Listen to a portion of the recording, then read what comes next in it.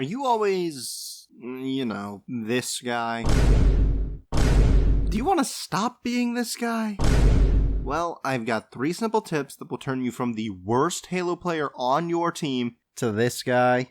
That's the clickbait we're going for. In seriousness, it's 3 tips that are going to help you vastly improve your Halo game. If you haven't already been doing these before, if you've done all these things and you're still bad, skill issue.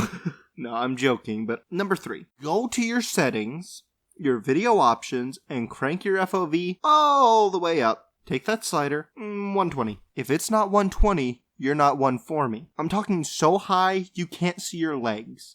Look down. You can't see them anymore. They're gone. Poof. Don't worry, you're not going to be looking at your legs. You're going to be looking at your opponents. Now, what does this really do? It vastly improves how much of the world and how many enemies you can see at a time. It's so unbelievably important to do this. You can just see more. And that's it. That's the name of the game. You can see your opponents before some of them can see you.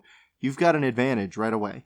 By default, you're really restricted. I mean, yeah, you can see your legs, but you couldn't see those 2 poles. And that range is vital. It's a whole new world, mermaid included.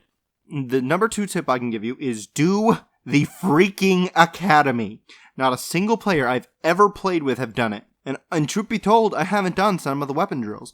I'm going to show you me doing the weapon drills for the Sentinel Beam.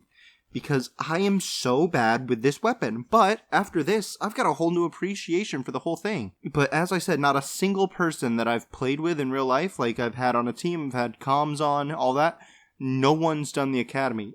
Like seriously, it's free. It's there for you to use, and it not only teaches you how the guns actually work, their time to kill, what their fire patterns like, what their range is, how they work against strafing opponents versus jumping opponents and crouching opponents, but it gets you into the calm mindset so that you're not relying on flinch firing. And just go through each one of them once. And if there's a weapon you're struggling with, like, for example, with me, the Sentinel Beam, I'm going to go back and I'm going to keep doing those until I can get a 3-star on each and every one of them. But that doesn't come close to my number 1 tip. Stop playing exclusively ranked. Stop playing exclusively Slayer. Stop it. Go do Fiesta. Go to Social Slayer. Go do the Yappening or whatever the hell's going on. Play these events. Get a feel for the more wacky side of Halo because they can teach you something really important. Fiesta will teach you how to use every gun and every equipment in different situations. They're all useful. That way, when you're faced off against people with raging rockets, gaggles of grenades, horrifying hammers, and swords galore,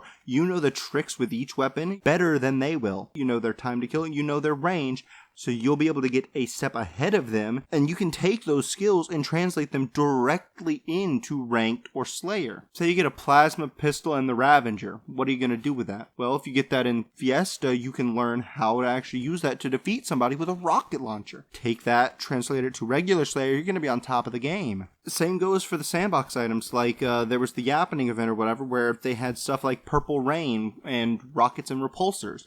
Rockets and repulsors, it built that muscle memory for me. So now if I have a repulsor, it's instinct. I see a rocket fire, I shoot it back. I got good with grappling because I played so much Purple Rain. It's so vital to learn how to do these things. And when you only pick up the item a couple times during a good play session in Slayer or Ranked, you're not going to get a good feel for them. You're just going to really know the battle rifle, which is important to know. Don't get me wrong, but Halo is an arena shooter. And using those things in the arena is a key part of getting success in the game. You can't just say, oh, I'll get good with just this gun and it'll carry me through.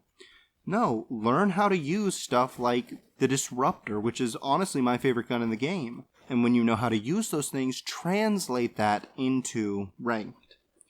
Another great thing for you to do is Tactical Slayer. It's going to make sure that whenever someone's shield is down, you get the headshot. When you have a sniper, you get the headshot. Get the shock rifle, you get the headshot. Because it builds the muscle memory of see head, take shot. And that goes for any weapon. And how do you think people, like Mint Blitz and such do it? They've built that good muscle memory and they just know when to shoot. Go to Tactical Slayer, try it out with a few of the weapons there, because there's a lot of wacky ones. I mean, Commandos, it's not as easy as just pull a trigger and win. But once you have the muscle memory of aim for the head, it's going to help you considerably. So yeah, those are my 3 tips for how to improve at Halo. They're really simple, but that's what makes them so magical.